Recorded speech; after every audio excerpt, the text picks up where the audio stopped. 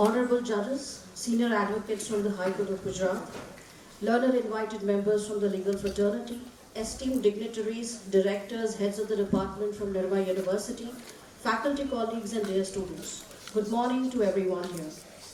A university truly committed to knowledge knows that learning cannot remain confined within the four walls of the classroom. Our annual public lecture series at the Institute of Law, Nirma University is an effort to bring ideas to life by inviting distinguished voices to engage with students and faculty members. It is indeed a great honor and a privilege to welcome a personality whose voice carries weight not only in the courtrooms but also in the wider conversations on law, justice and constitutional values.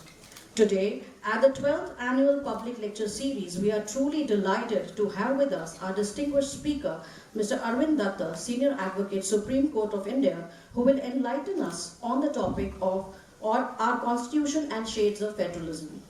To begin today's program on the note of reflection and positivity, let us invoke the blessings of the Almighty. May I request everyone to rise for the Saraswati Vandana. And I invite Nandini to sing Saraswati Vandana.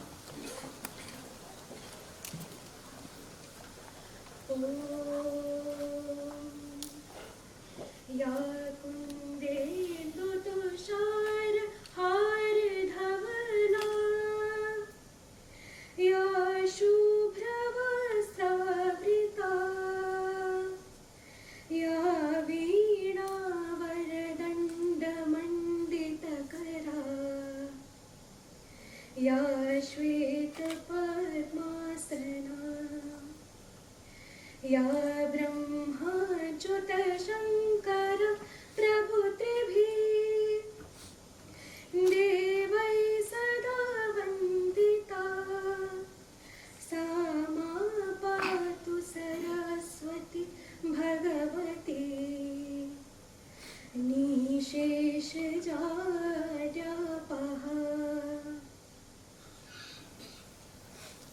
Thank you, Nandini. Now I request our director, ma'am, Dr. Madhuri Parekh, to kindly escort the esteemed guest, Mr. Arvind Datar, Senior Advocate, Supreme Court of India, Shri K.K. Patel, sir, Vice President and Director General in charge of Nirma University on the dais, please.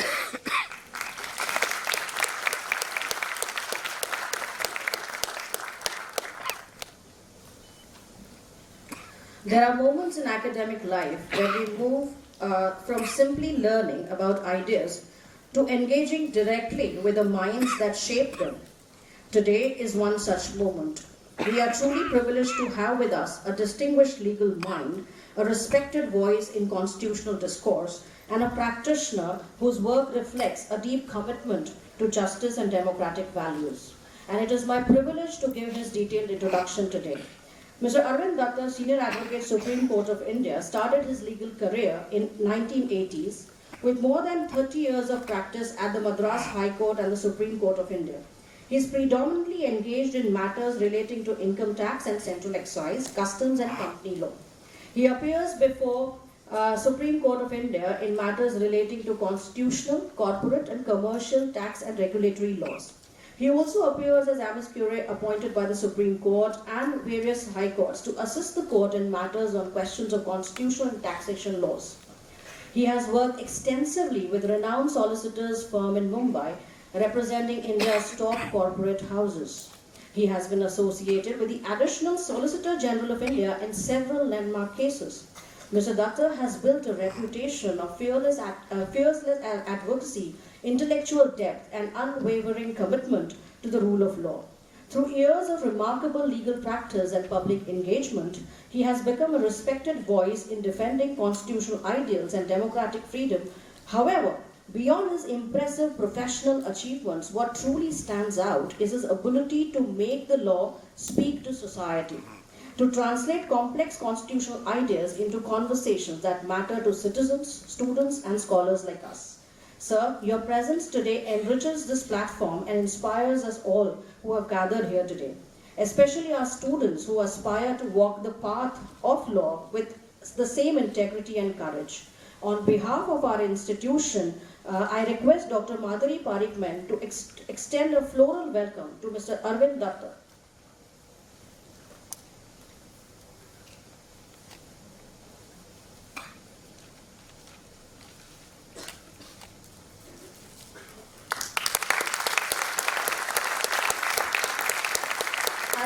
request ma'am to extend the floral welcome to Shri K.K. Patel sir,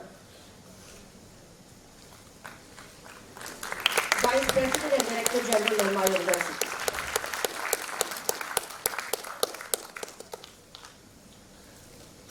Thank you, ma'am. I now invite Dr. Madhuri Parekh, ma'am, Director and Dean, Institute of Law, Nirma University, for her welcome address. I welcome you, ma'am. Thank you, Dr. Mamta. Respected Chief Guest of today's function, Shri Arvind Datar ji.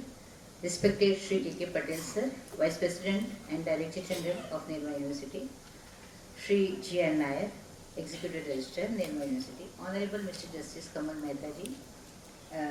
Honorable Mr. Justice Ravi Tripathi ji. Honorable Mr. Justice Kalpesh Javeri ji.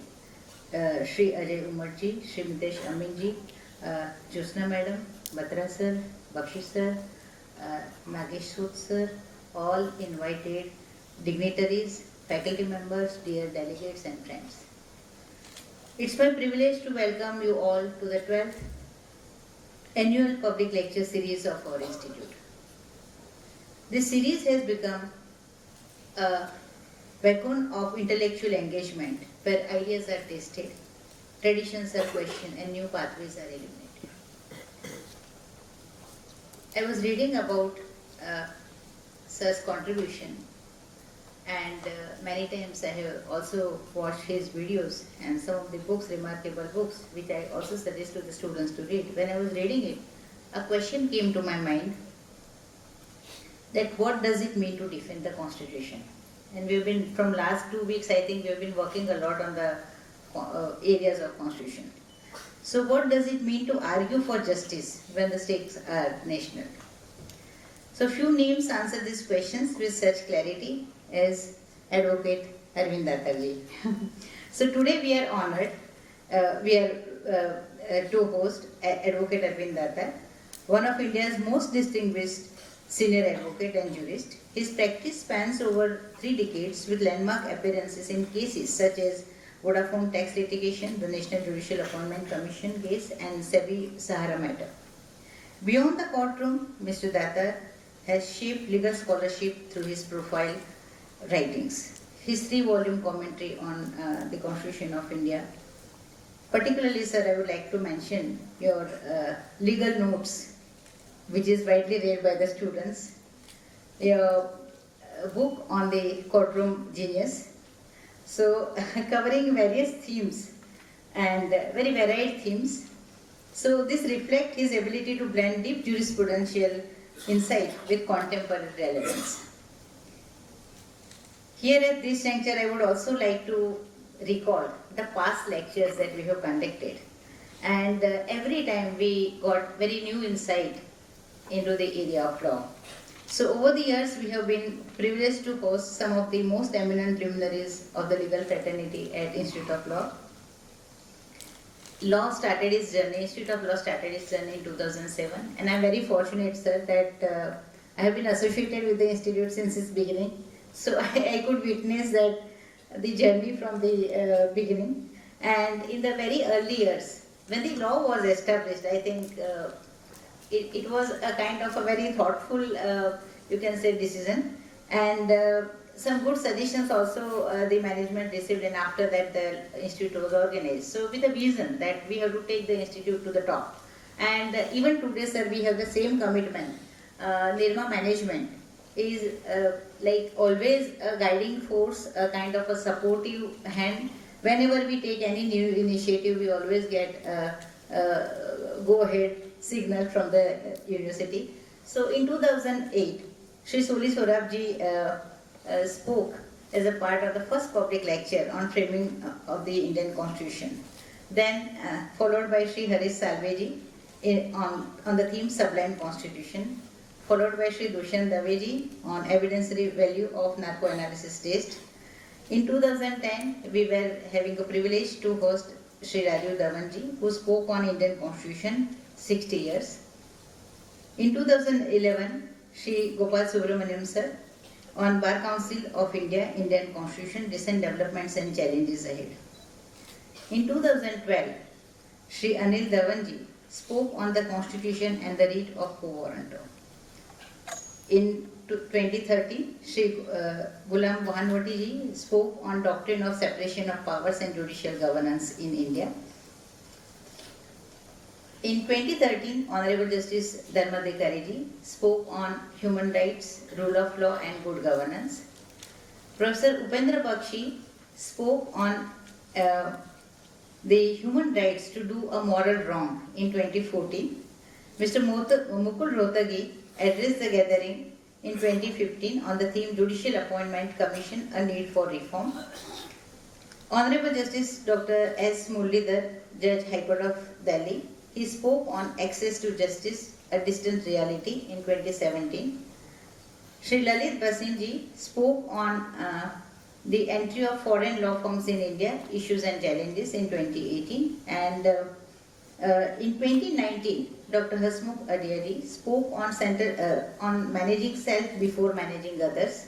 And after a break of 5 years, again, we are reviving the series with your august presence, sir. So thank you so much for accepting our invitation and to be with us.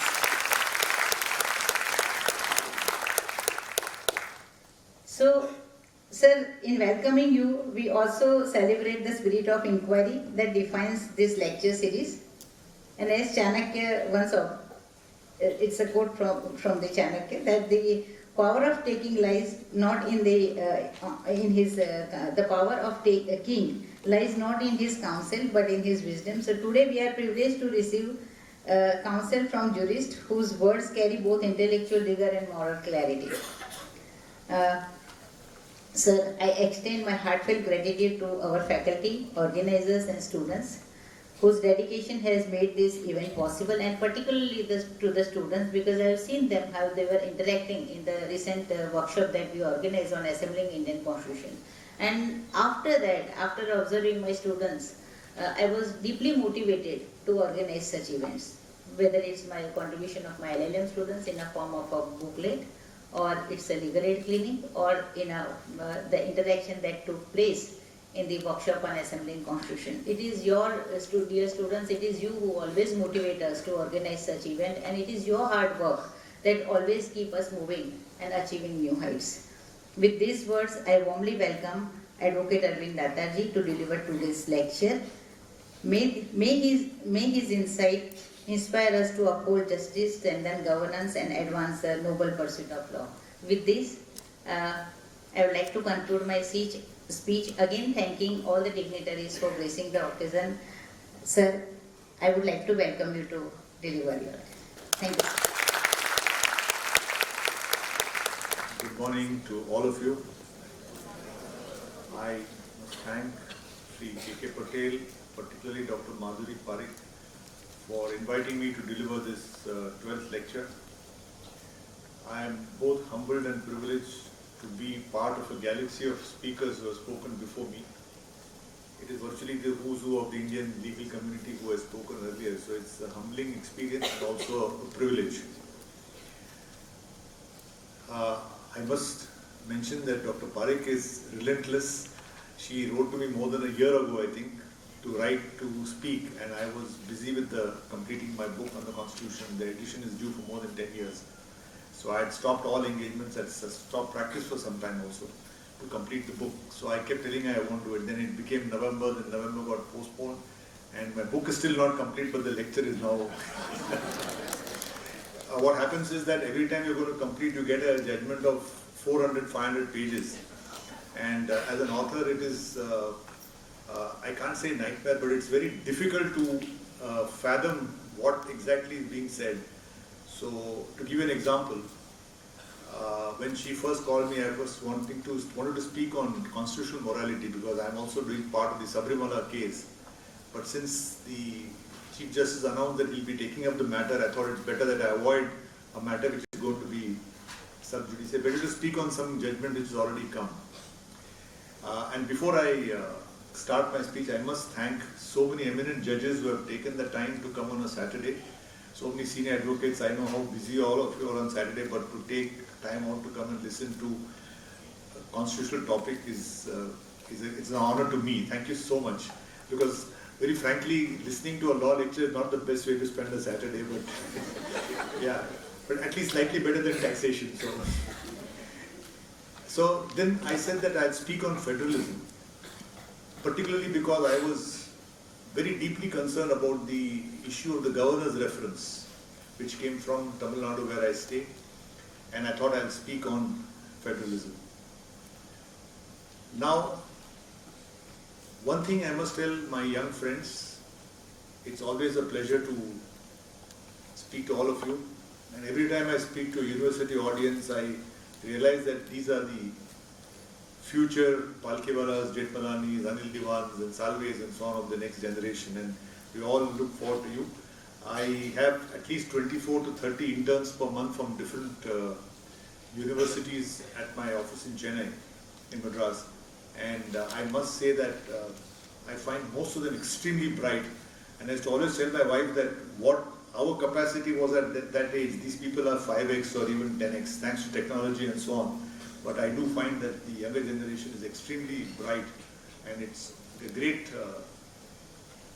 I got a great sense of optimism that the legal profession, the best is yet to come. So I don't believe in pessimism, saying the good old days are there and all that. When I see all these youngsters, when they do the work, do the research, I always feel that the future is bright. Now, coming back to this topic, one thing I'd like to tell the audience is that, like most important things in life, we take it for granted. We don't pause and think what a great treasure we have with us.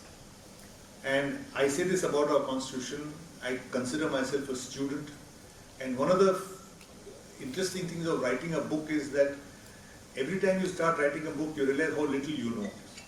So every learning experience, it's almost like a bottomless area where you keep on learning and learning more and more. I was reading a book by Professor Tom Ginsburg, who has studied various constitutions in India, in the world. And what surprised me was that Professor Ginsburg, about the occasion he has come to Delhi 2-3 times, we shared a platform also.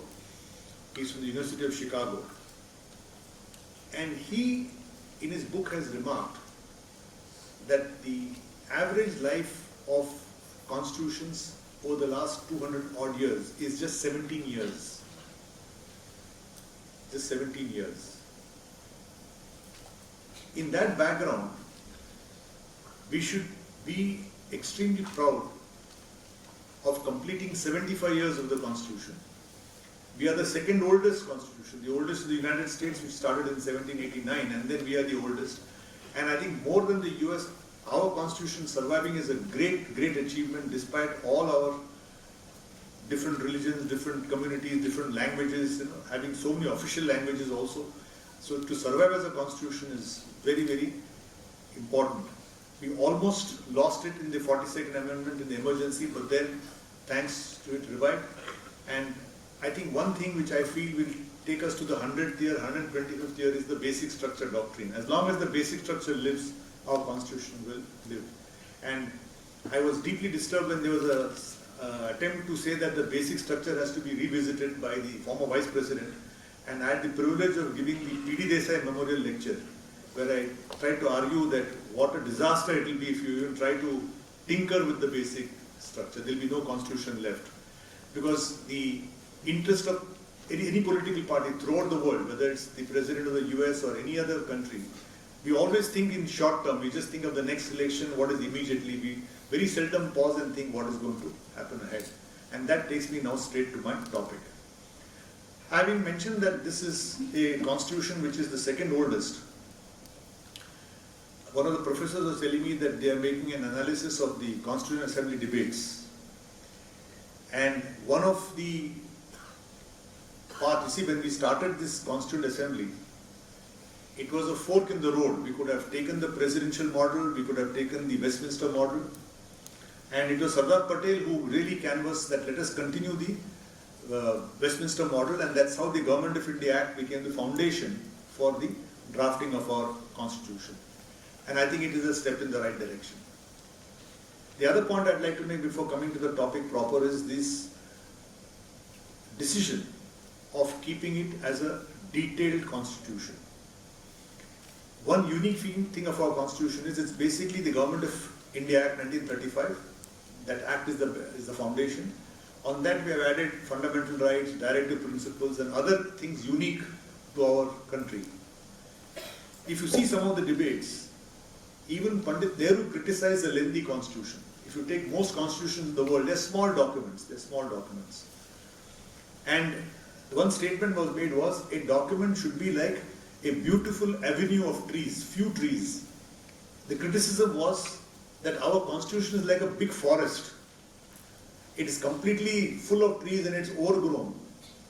And then you read the speech of Dr. Ambedkar on, I think, 6 November 1948, where he justifies why he has made the elaborate, lengthy constitution, why everything has been put in place. And one point he mentions is that he says democracy is something alien to our Indian culture. He calls it as a top-dressing democracy because it has been basically feudal states, princely states, then the British thing was come. So he says democracy is completely new. We don't have the constitutional conventions that England has. You see, England doesn't have a constitution. Where does it say that the Prime Minister must resign after a no confidence motion? Nobody says that. Where does it say that the Prime Minister must report to the King? Whatsoever. All these are basically conventions which are constituted, which constitute constitutional morality. And Dr. Ambedkar says that we need a large constitution. And what most important thing was the detailed provisions of center-state relations, which is the heart of federalism. So we started, if you take the first slide, Dr. Parikh told me that the audience will be mainly students. So I decided to take slides. Normally if I'm giving a general lecture, then I don't take slides, but since the audience was of students and it's a slightly technical subject, I thought that I'd take slides. The eminent judges and senior advocates, please bear with me. I'm carrying cold to Newcastle, but just bear with me. Maybe it's a revision of our law college days. Yes. Please. Next. Now, as I said, throughout the world, basically constitutions are either unitary or they are federal. A large number of constitutions are primarily unitary, it's just one government, one nation. But in some of the countries where we took the hill form, if you take most of the important Commonwealth countries, Australia, Canada, United States, these are all federal constitutions, which mean that there are two levels of government. The essential part of a federal constitution is there are two levels of government. So we have the union, we have the states, and technically speaking, we also have the panchayats and the municipalities, which are another set of local government, right? Though that has not been activated to the extent it has, but you have the union with its own powers of taxation, you have the states with their power of taxation, and you have the panchayats and municipalities with their power of taxation. So there are basically three levels of government as far as India is concerned. Of course, the panchayats came with the 73rd and 74th Amendment in 1992-93. Now, federalism, if you study constitutional law, now what I'm going to do is I'm just first going to give the constitutional framework, and then I'm going to talk of 3 or 4 important judgments which I think are critical to understand federalism. I'm going to speak about the governor's judgment, about Mohit minerals, where you have got the word of uncooperative federalism. It's a unique concept set out by Justice Chandrachud. Uncooperative federalism. And then on the liquor industry, or this, what is the scope of center state powers. So these 3 important judgments I will discuss towards the latter part, but I'll just set the constitutional framework primarily for the students here. Now federalism, if you see earlier, there's hardly any discussion about federalism because there was no question. There's a Congress government in the center and the Congress government in most of the states. So the center-state clash never really came in the earlier days. The first part was in West Bengal, where state of West Bengal was the Union of India, where the Union wanted to acquire coal-bearing land from West Bengal. The West Bengal government said, you can't acquire the land, it belongs to us. But finally the Supreme Court held in favor of the Union, they can acquire coal-bearing lands, and that came.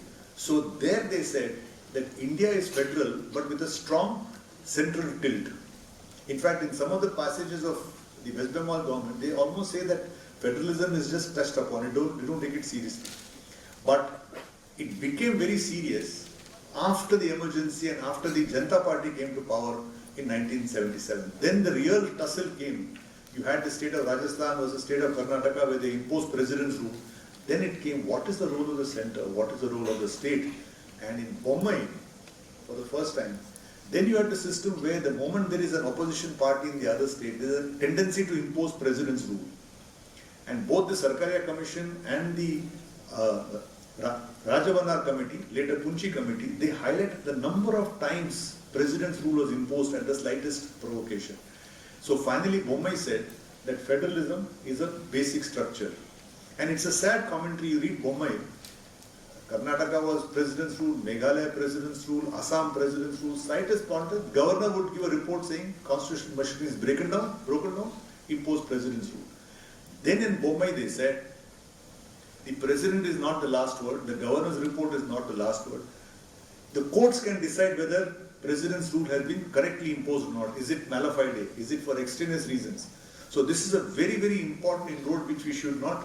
You just see how the judiciary has saved the system from a complete autocratic thing where a person can just say impose president's rule. That has completely stopped. And after Bommai, the number of times Article 356 has been invoked has come down drastically. So that's Bommai, where federalism is a basic structure. And one important test of basic structure, it starts off in this judgment of state of Karnataka was state of Rajasthan was Union of India. The first part of the judgment starts off with, they say, why is India federal? And they quote Article 1, Clause 1, India, that is Bharat, shall be union of states. That itself shows that India has a federal character. We are an amalgam, we are an aggregation of all the states, and that becomes Bharat. It's a states and of course union territories, but this is a very nice way of putting it. India, that is Bharat, is a union of states. So I'll just quickly finish the constitutional provisions and then come to the legal issues. Next please. Can you see the slides at the back? Yeah. Now, the important part of a federal constitution is that there are levels of government. I've spoken about it. The second thing, the distribution of legislative, executive and judicial powers. So legislative powers, those students who have done constitution will refer to Article 246, right? There's list 1, list 2, list 3, powers are distributed. And your executive powers also are there, which are under Article 74, 73, President. Again, you go to the 164, etc. of the states. These are the executive powers.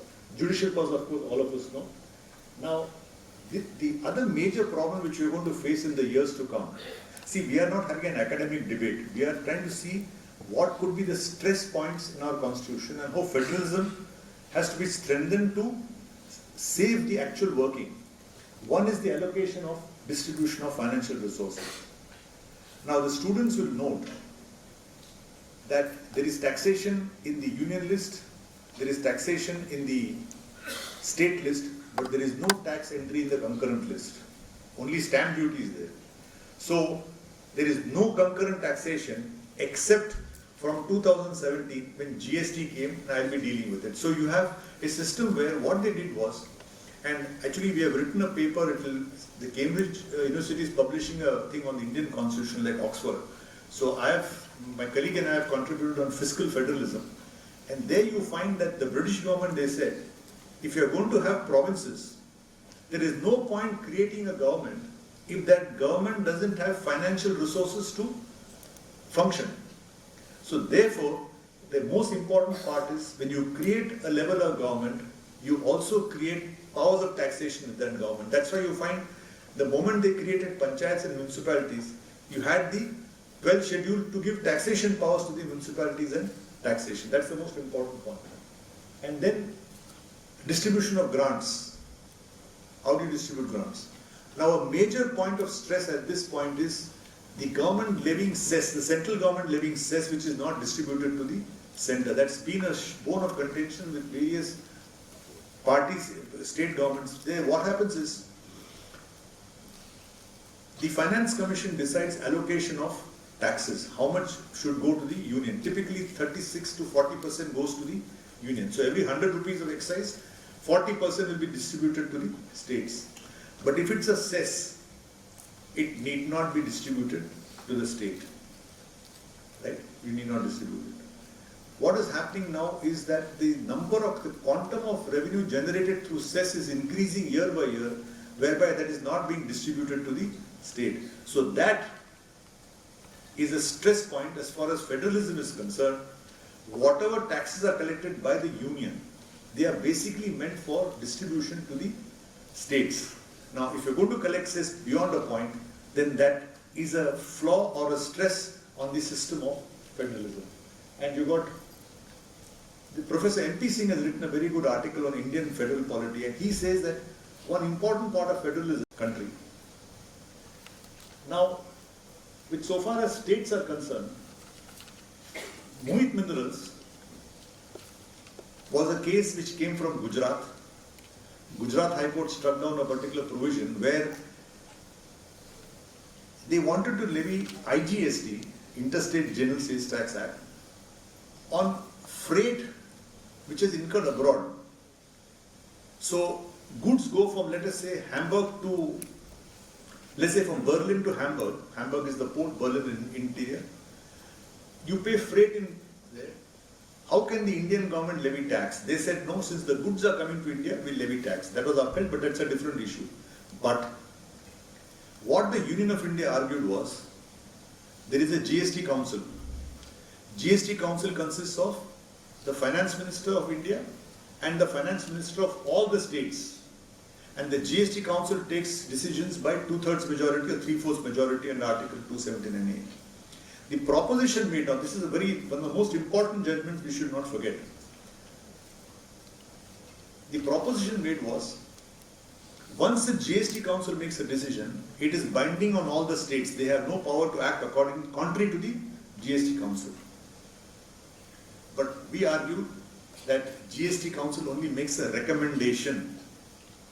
The word recommend is to suggest. It is not binding.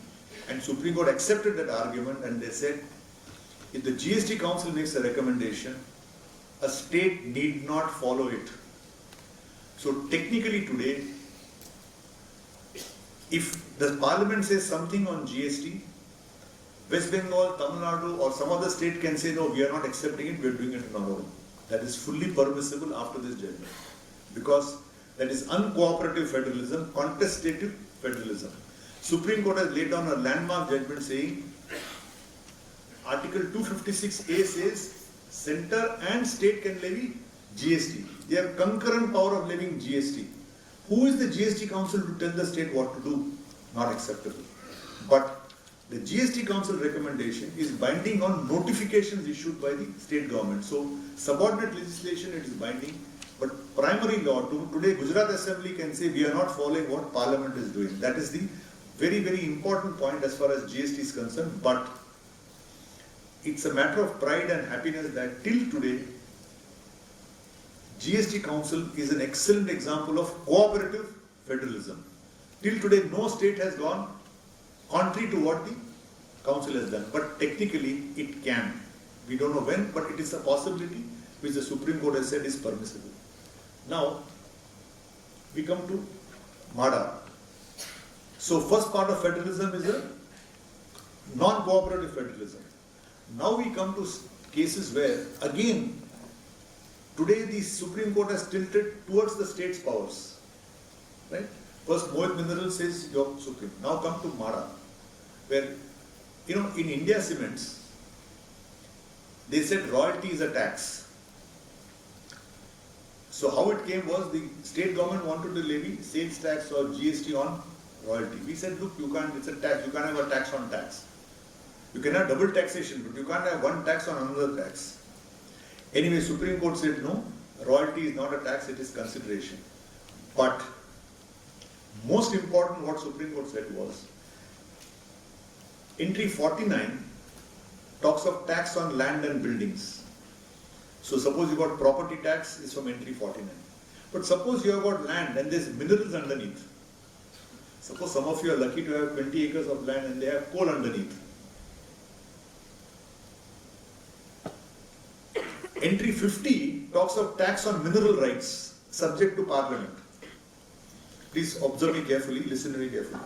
Entry 49 is tax on land and buildings. It doesn't say whether it's a mineral land or agricultural land or an urban land or nothing. It's land and buildings. 50 says tax on mineral rights subject to law made by Parliament. Now the question arose, under the Mines and Minerals Development Regulation Act, the royalty which is imposed, or under the Oil Cess Act, the royalty imposed is a tax on mineral rights. Petroleum is also a mineral. So that's a tax on minerals. Now, can the Gujarat government also levy tax on land? So suppose there's a land in Rajkot, the limestone is taken out. Central government levies tax on the limestone. Can Gujarat government levy tax on the land per se and levy tax based on the value of the minerals? Supreme Court said yes. They said it's not double taxation. 49 is independent. Parliament has said tax on land building. It didn't say subject to Parliament, nothing. So if they want to levy tax, they can do that. The Supreme Court emphasizes, the 9-judge bench, we must respect the fiscal autonomy of the states. It's up to the state government to levy tax. If it is going to be unremunerative, they will have economic consequences. But what is most important is the recent trend is to support state autonomy and states' fiscal power. The next is Lalta Prasad. Very interesting case. We had so much of interesting debate. What is the intoxicating liquor? So it was an intoxicating case to argue also. Entry 8 talks of intoxicating liquor. Now, what is intoxicating liquor? See, ethyl alcohol is C2H5OH. In India, the alcohol content cannot be more than a particular percentage. But it produces intoxication, inebriation, where what happens is your brain starts getting suspended. You get what we all call feeling high or something. It's intoxicating. Now, in synthetics and chemicals, they said that if, now just to give you a point, most of the liquor in India is through molasses. In other countries it is through grain, but through molasses you get liquor, you get ethyl alcohol. That ethyl alcohol can be made into different drinks, and we had given through the Liquor Association a color chart how the ethyl alcohol becomes vodka, becomes rum, becomes whiskey, and becomes gin. To the young students, you add certain herbs and flavors, it becomes gin. Vodka, nothing is added.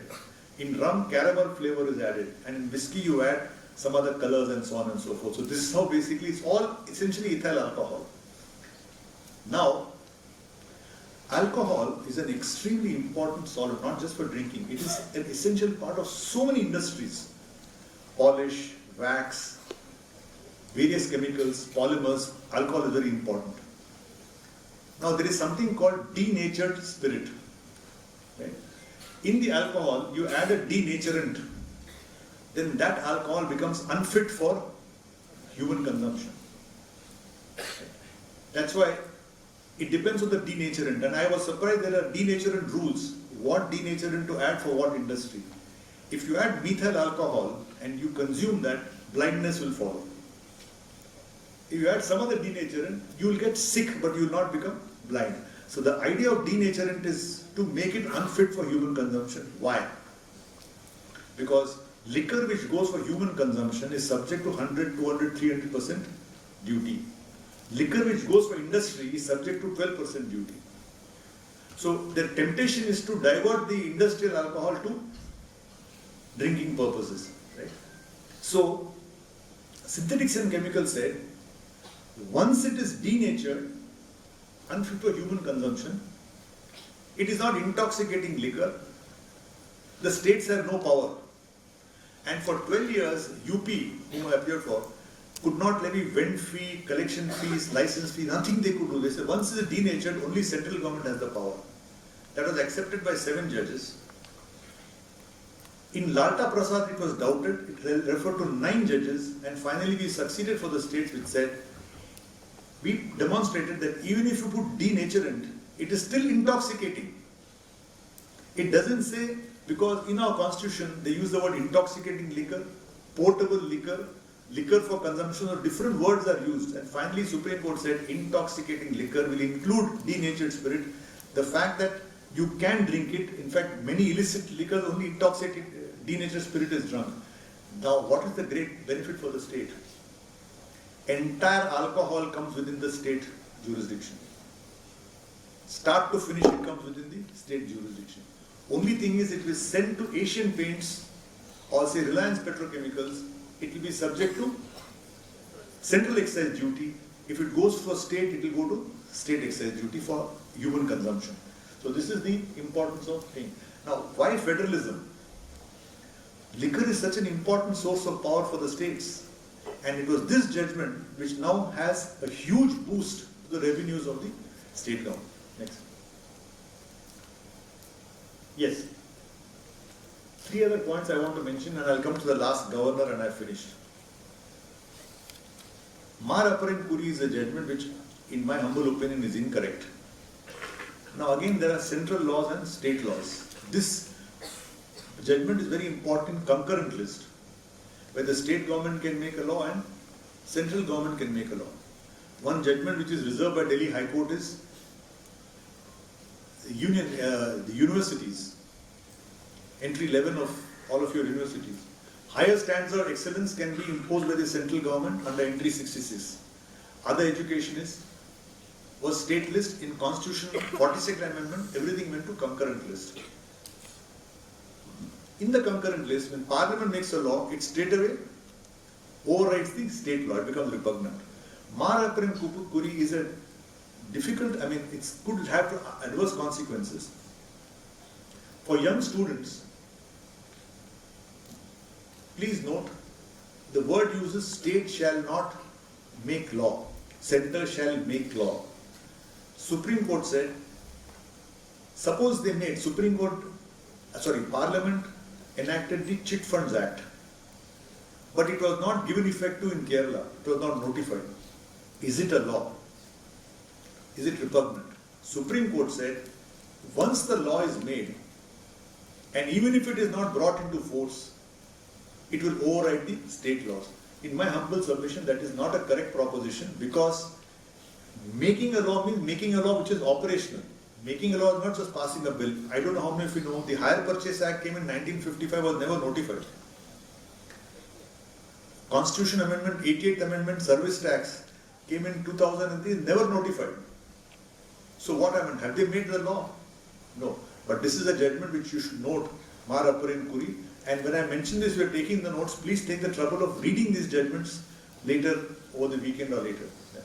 Now, I have already mentioned aspect theory. Now I come to the last part on governor and time reference, which is the larger reference is, in my submission, problematic. What was the problem? Tamil Nadu had number of bills given to the governor for assent. And they were not great, very earth-shaking bills. One was regarding Agriculture University Act, one was regarding some Fisheries Development Act. The governor did not give the assent. Now Article 200 says, governor as soon as possible will give the assent. So what can the governor do? He can assent, so it becomes a law.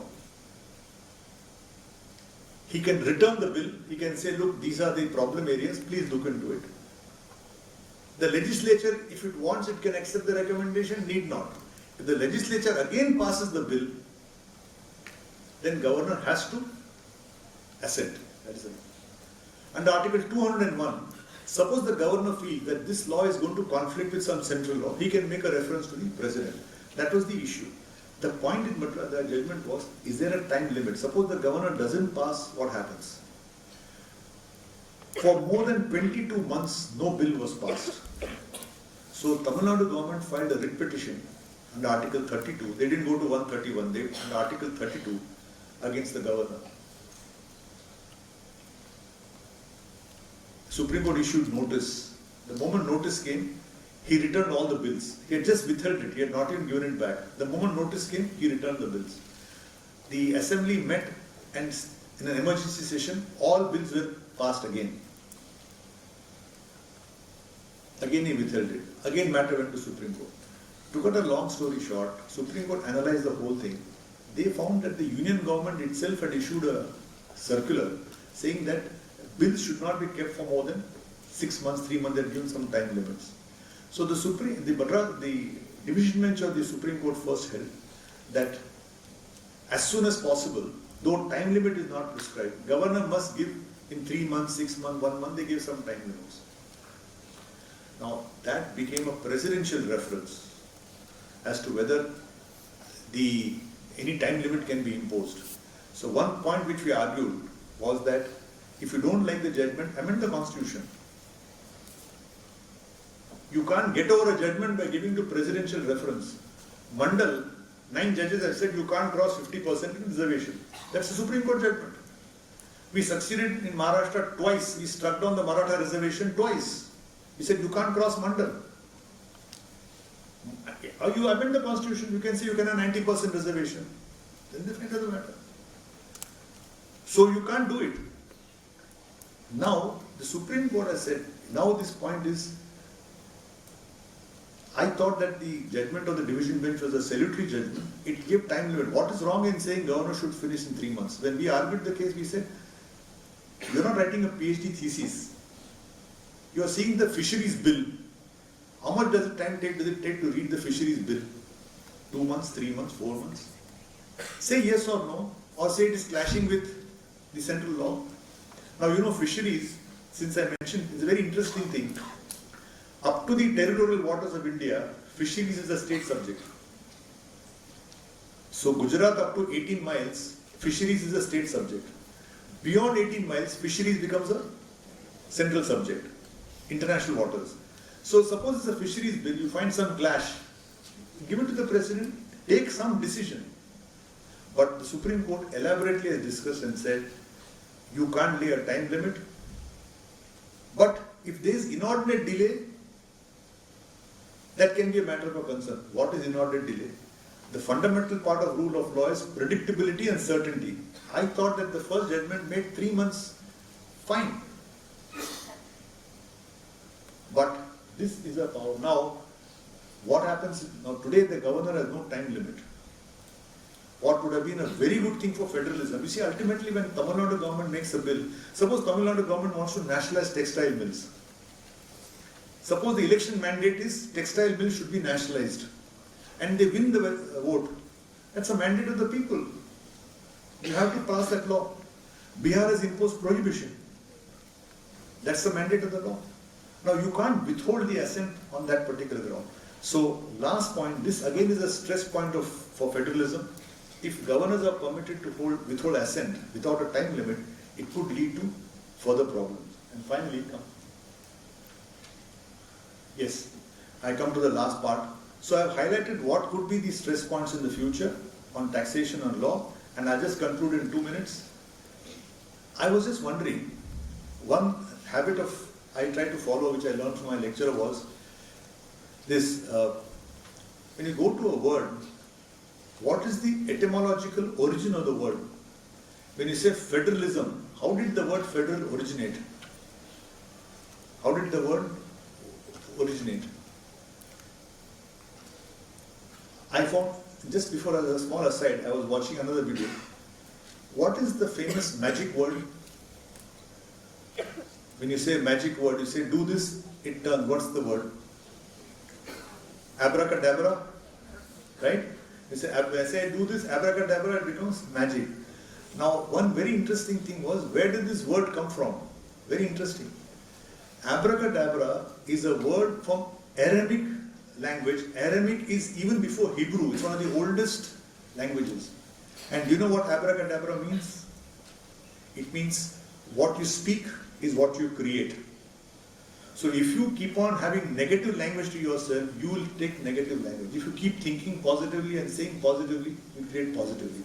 So abracadabra means what you speak is what you create.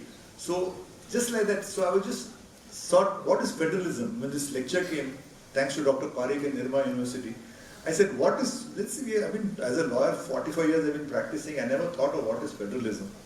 So I went into the origins of federalism, and federalism has theological roots. It's a Latin root which talks of piousness and so on. Somewhere in the 1700s, federalism became a political overtone with the American movement and so on, and they said federalism is something where more than 2-3 people get together to form a government. 2-3 states get together and form a government. Like in America, 13 states came and formed the United States initially. So federalism is a joining of the states. And for our discussion, for me personally, The two most important meanings of federalism or components of federalism are faith and trust. At the heart of federalism is faith and it is trust. And both are interdependent on each other. And I'll conclude by saying that if we are to reach Viksit Bharat, India must not only be Bharat, a union of states, India must be a union of states which have faith and trust in each other and all work jointly for the benefit of Mother India. Thank you.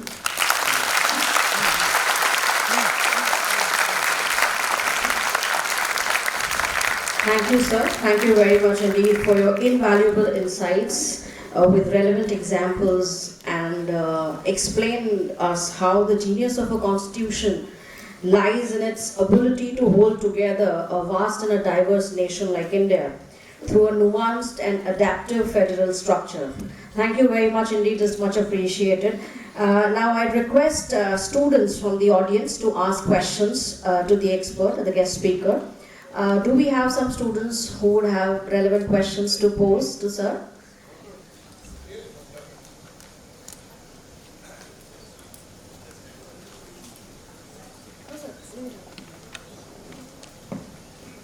Afternoon, sir.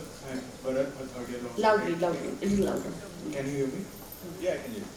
My question is premised on the silence of the Constitution. Yes. As you discussed that Article 200 and 201 are silent as to time limits. And when Justice Pardiwala's judgment provides a solution for that. In presidential reference or other cases, Supreme Court as an institution, why is it in an apprehension to fill that silence with a solution? In presidential reference, it completely overturned and went away, and now we are back at the position that any state has a problem, it has to go under 32 before the Supreme Court. Why is there an apprehension in filling that silence?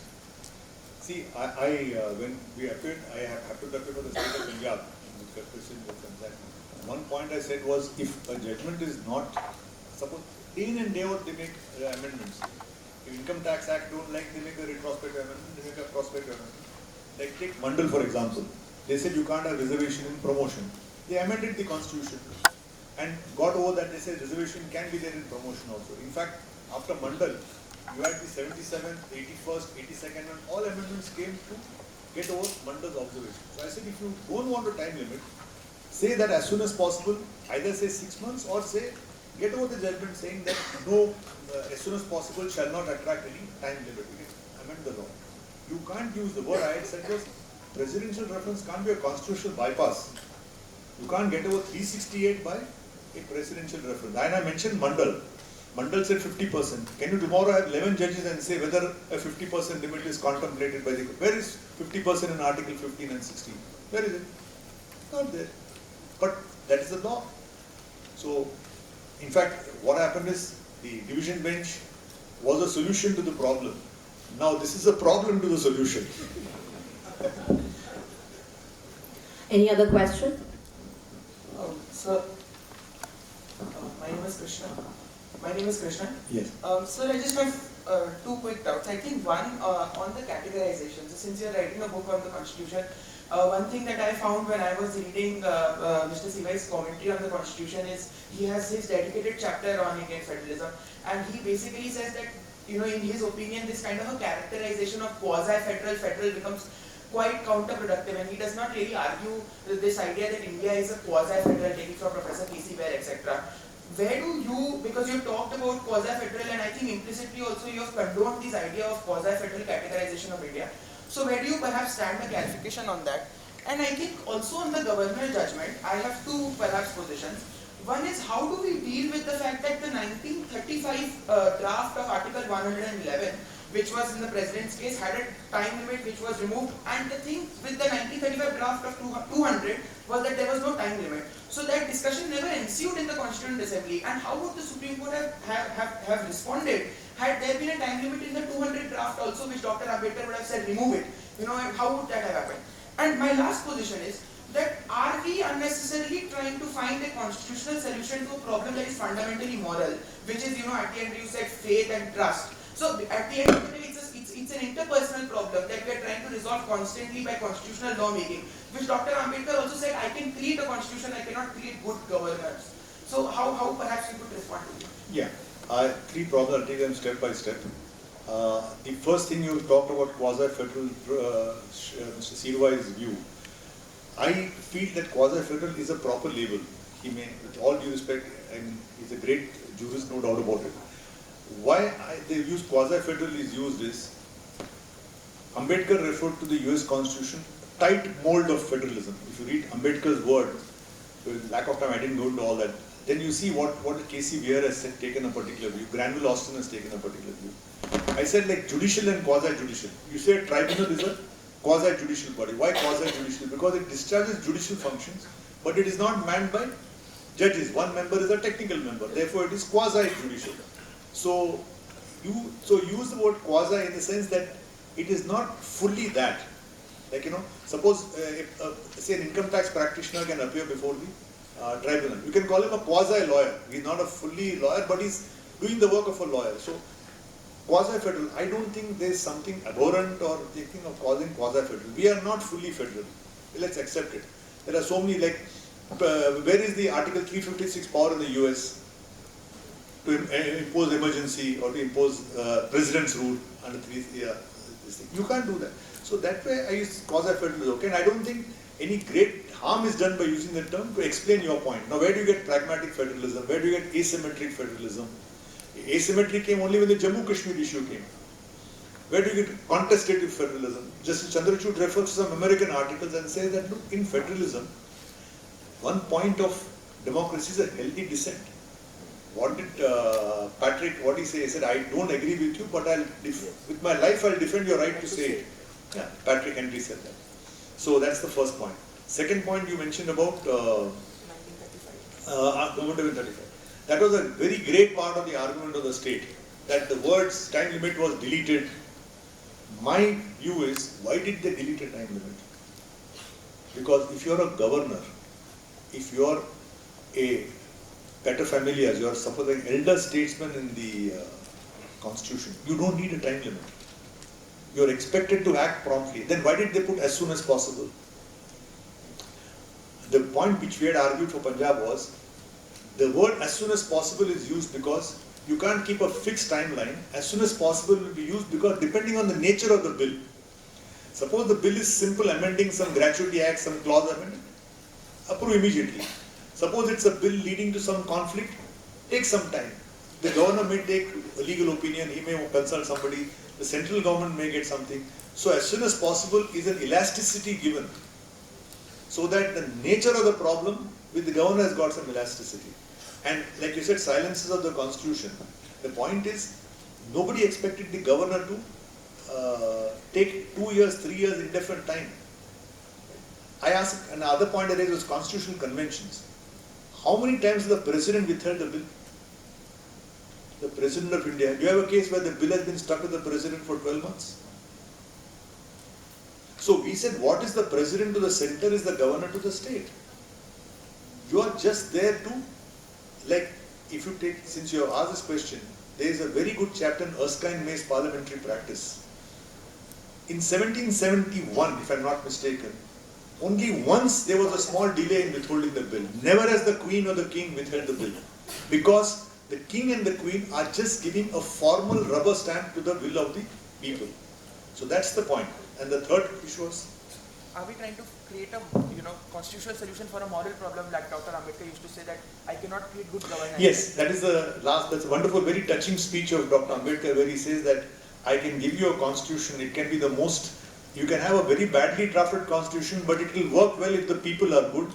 I can give you the most perfect constitution, but it will fail if the people are evil. So that's what he says. After all, it's a worker's manual. It's like like a doctor's prescription. If you choose not to obey the instructions of then you face the consequence.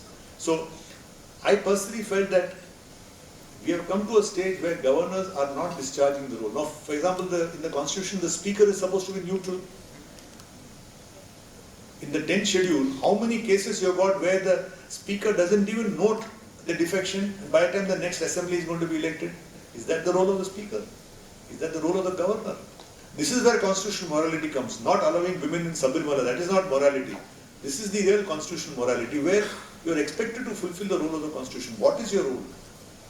Are you here to create a hindrance or are you here to support? That's why. Another quick question. Can you pass on, Krishna, pass on the mic?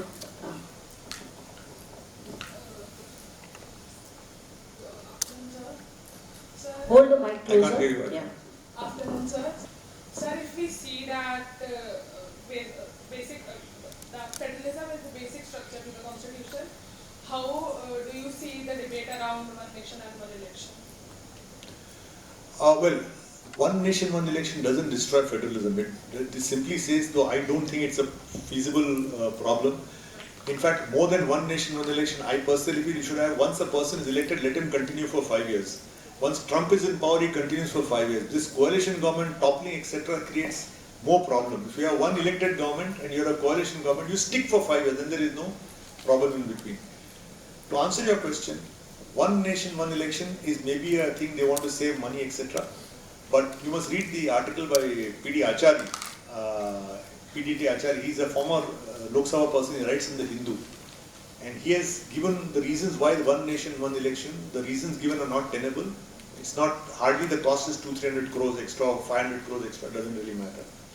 But I don't think one nation, one election has got any anti-federalist thing.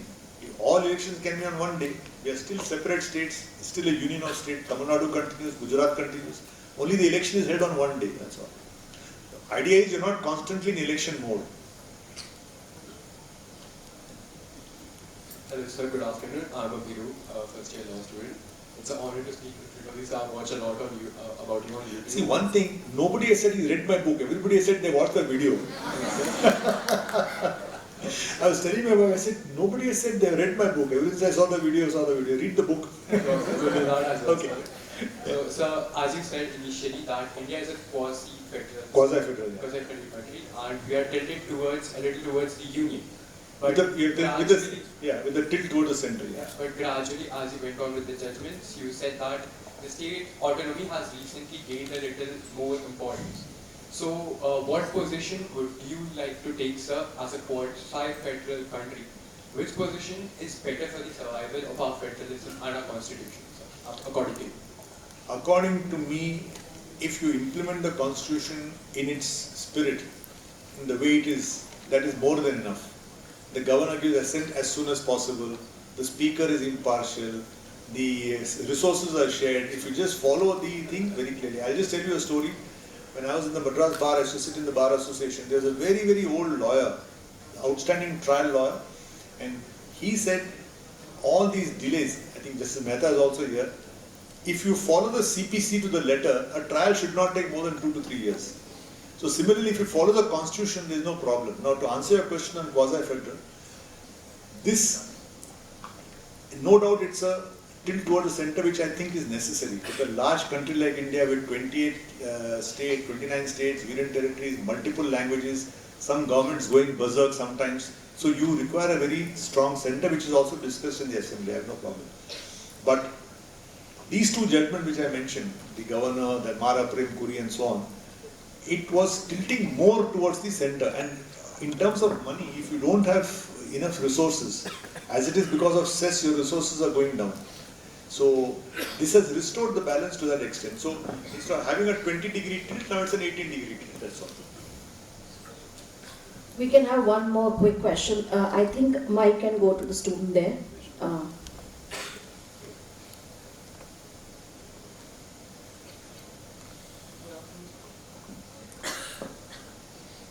Good afternoon, sir. My name is Anish Agarwal. I am a graduate of NUS Kolkata, batch 24. So I have a question with respect to the fact that initially you had mentioned that it's a good fact that the Constitution of India has survived 75 years, and secondly that at this moment there is no time limit as such when it comes to time limit for the governor to pass the bill. Yes. So when we look at the history, at the point of time when the constitution was being drafted, there was a lot of separatism in India, or there was no concept of unity as such, as strongly as it is in today's date. So can we explore the idea that the governor was a position that was picked, the governor as a position is there to safekeep the unity of India, right? So can we explore the idea that the governor must pass the bill in some time limit as per the basic structure doctrine or what the intent of the initial constitution is? No, I'm not able to follow because the basic structure doctrine is as far as what it was first in Bombay. They said the federalism is part of the basic structure. Secularism is part of the basic structure. A basic structure was never defined in the case of Bharati case. Over time, they started introducing rule of law and all. Then free and fair election is basic structure. So these are all like due process keeps on expanding. These concepts keep on getting added as just as Holmes said, these are the hydraulic pressure of the times which makes the changes. Use the word hydraulic pressure. So to answer your question, federalism is part of basic structure and I support that view. What happens is, by making it part of basic structure, any constitutional amendment which tries to take away the part of federalism can be struck down as violative of basic structure. So it becomes a guardrail, it becomes a barrier which the legislature cannot cross, either at the center or the state. That's the point. And as far as time limit is concerned, now there's no debate because they said there's no time limit. But I thought it was a simple thing, 3 months off. The whole thing, everybody knows, if I give the bill maximum 3 months, it has to be passed or. Thank you students and thank you sir for taking the questions. One more question. Spandan, can you just pass on the mic to the second row here? One last question by Spandan.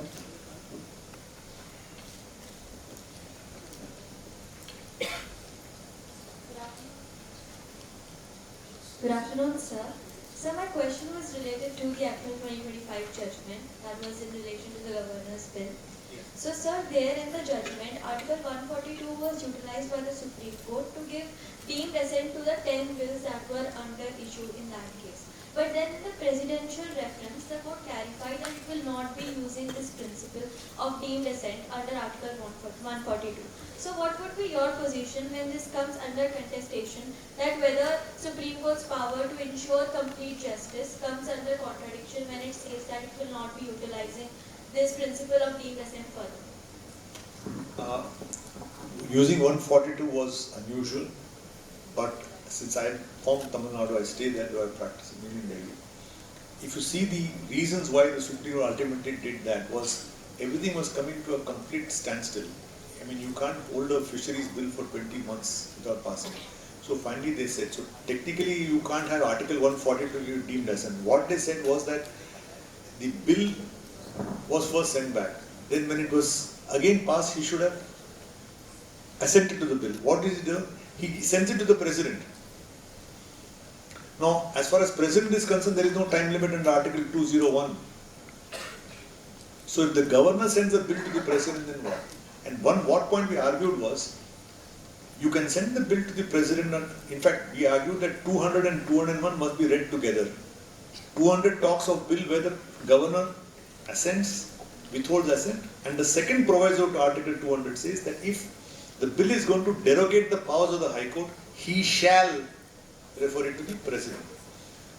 201 is basically, there are many cases where no law can be passed unless you get presidential assent, like interstate trade commerce, Article 31A. So like that, various questions are there. There you have to refer it to the president. I don't agree with the division bench judgment and agree with the reference on one point, where they say that, look, suppose the governor withholds assent and sends it back to the state assembly, saying that, look, this particular law may offend a parliamentary law, please change it. Suppose the state assembly still decides to pass the law, then what is the effect? If he has to approve it, it will be questioned in a court. But there the governor may say that, look, let me go to the president because I have a genuine reason to do so. Why have a bill which is patently in the teeth of a parliamentary law? So that he can do. But if he gives a pure fisheries bill or an agriculture university bill to the president, so what happens is you can't keep the bill indefinitely because in president there is no as soon as possible. There is no time limit. Therefore they put the word deemed assent. That's how in that context they said. Maybe they should not have, but in the peculiar facts there is no other way out. Otherwise the bill goes to the president, it is endlessly in orbit to say. And therefore, for example, I am not very sure the facts, but there is one bill from Tamil Nadu pending for 4 or 5 years. some stamp act amendment. In Thank- fact, I think, and the point is, if you read the division bench judgment, but which is not unfortunately cited in the presidential reference, they quote an office memorandum, where the office memorandum says, assent, presidential assent to state bills must be given within certain time. They say so. That is recommended by Sarkaria Commission, recommended by Rajamanar Commission, recommended by Punchi Commission. All have highlighted this, simply stalling the bill just to, this is not from age-old points. So what happened? Then where are you? You very nice to say Bharat, Union of States, but you should then behave that way. Thank you, sir. Thank you very much indeed for enlightening our students.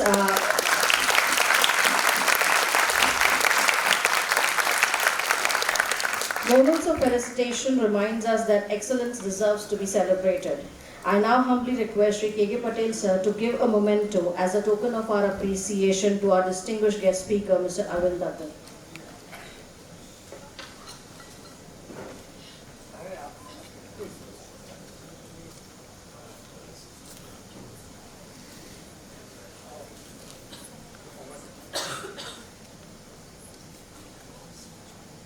Okay. Yes, sir.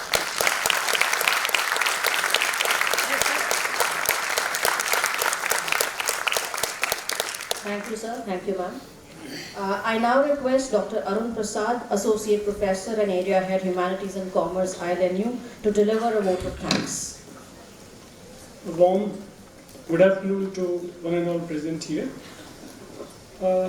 We are in the august presence of a prolific writer, a great tax lawyer, author of the very important book titled Courtroom Genius, written on the legal journey of Nani Palkhiwala. Sir has a great sense of humor, and of course, in order to know a person, you should know him completely. And I would like to say that behind this complex jurisprudence, taxation, federalism, Sir is a great fan of James Bond movies. So all the junkies who are fans of Netflix, Hollywood and Bollywood, stay calm. You may reach here. Definitely. I am really encouraged to see my students take pen and paper and take notes. I think that is the first profound step that you have taken towards success. Another very interesting trivia regarding Sir is that he is the only Indian lawyer who appeared for Michael Jackson. How many of you know this?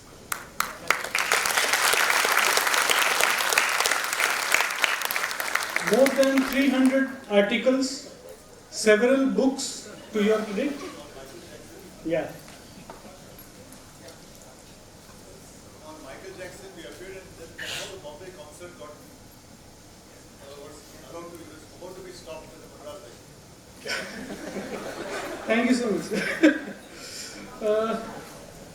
So more than 300 articles written, several books to your credit. It is wonderful to be in your company and knowledge sharing session. This was really great. I think each student who was completely present in that particular moment when Sir was sharing the case laws, I think that is the secret of everything, guys. I am talking to all my faculty colleagues also. That is the way you deliver, that is the way you reach the central nerve of jurisprudence. And of course, I will not take much time, 3 to 4 minutes I want. And the sad thing is, within 3 to 4 minutes I have to narrate, I have to thank all the people, hours of work, hundreds of hours of work. So it is going to be a very difficult task for me. Please help me in this. So I would like to quote one couplet in Sanskrit, Sa Vidya Ya Vimukteya. That is knowledge which liberates. I think throughout this session, definitely today's session by Shri Arvind Datar has destroyed several assumptions that we had, biases and strong pillars of ignorance. Observing and listening to great personalities like Datar sir in itself is motivation. I think everybody has one or two heroes, and we see our heroes in action, whether it is Sachin Tendulkar, sir, an astronaut who is looking at a scientist, a lawyer who is looking at Datar sir. Definitely when the hero comes in front of you, that is a great moment, I think. On that moment, magic happens. From a distance, we read lot of case laws. How boring it is. How essenceless it is. How meaningless it is sometimes. Sometimes we ask this company of Shri Arvind Datar. It's indeed a special moment. And while I was preparing for this speech, I watched many of his speeches on the YouTube. You must get that opportunity. And that opportunity actually opens another window to this personality, that he is simply a great mentor, I think. Institute needs a mentor like you, sir. All of us, we need a mentor like you, because a person who is going to share the very important experience, that experience opens new layers of discovery and journey. And I would like to request your mentorship and guidance for Institute of Law to continue, sir.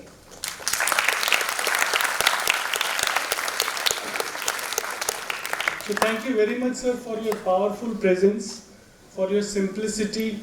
आपने जिस तरह से हमें guide किया, and I think एक आपके अंदर एक ठहराव है. After so many years of experience, that is what we would like to imbibe. Thank you very much, sir, from the bottom of our hearts. On behalf of all my students and faculty, I would like to thank you, sir.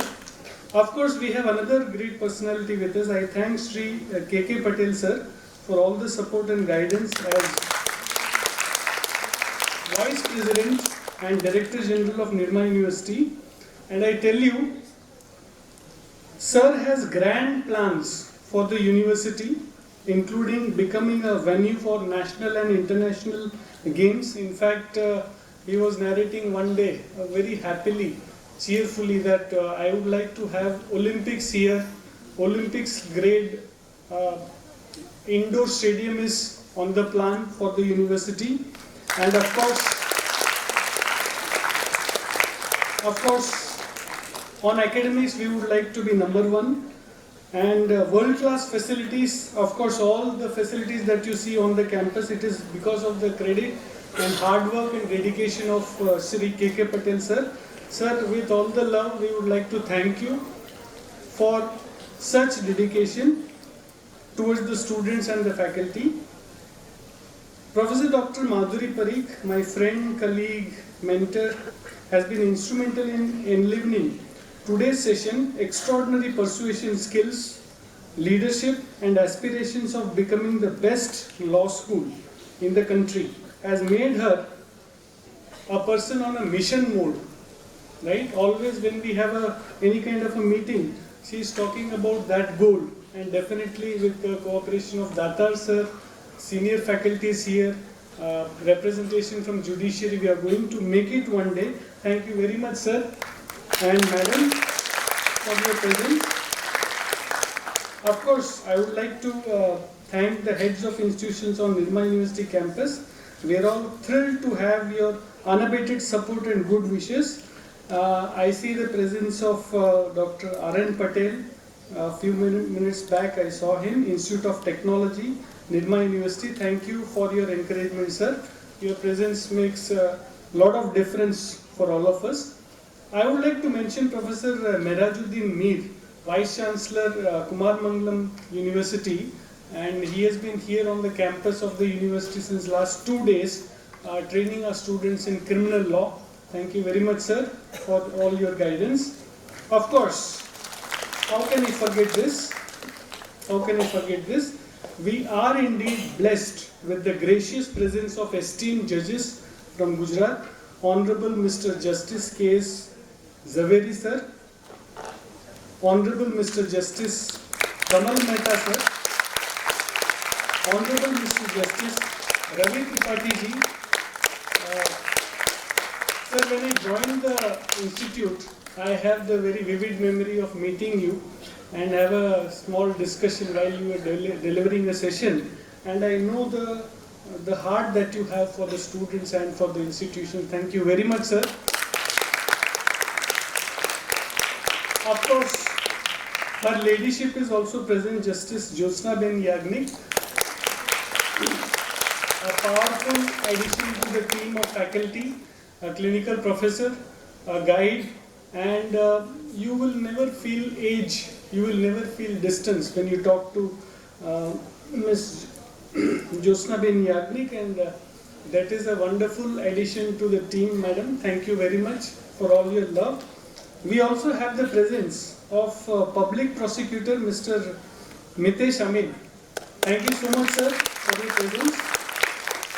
My dear friend who cares a lot about me, Dr. Ajay Umat, and we have the presence of Dr. Parindu Bhagat. Thanks for always standing with us.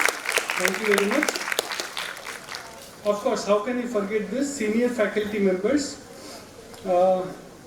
Kashyap Joshi sir is here. Professor Nagesh Chud is here.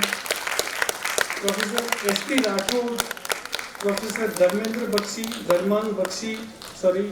Professor Yogendra Batra, Professor Pratiksha Lahiri. I think these are the giant pillars on the basis of which we are counting to be the #1 institution in the country. Faculty team, staff, HODs and student volunteers, we cannot have this event without you. Your energies and contributions are wonderful additions to the environment of the university and institute. Before I close, it's very essential to remember with gratitude the legal luminaries and big personalities such as the Chief Minister of Gujarat, Shri Bhupendra Bhai Patel, the Home Minister of Gujarat, Shri Harsh Sanghvi. Also, in the last 5 years, we have met Arnab Goswami ji. We have met several politicians, policymakers, think tank, and leaders who have guided us on the annual lecture series. So, in their absentia, I would like to convey my regards, gratitude for being so kind to stand with this institute and make a huge difference to the educational development of our students. Thank you very much, all of you. If I have used any name, I shall be graciously pardoned. Thank you very much once again. Jai Hind, Jai Bharat.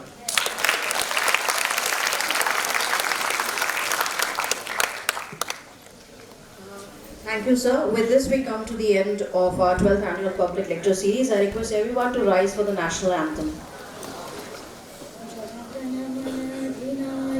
जय हे भारत भाग्य विधाता पंजाब सिंधु गुजरात मराठा द्राविड़ उत्कल बंगा विंध हिमाचल यमुना गंगा उच्छल जलधि तरंगा तब शुभ नामे जागे तब शुभ आशीष मांगे गाए तब जय गाथा जन गण मंगलदायक जय हे भारत भाग्य विधाता जय हे जय हे जय हे जय जय जय जय हे. Thank you all.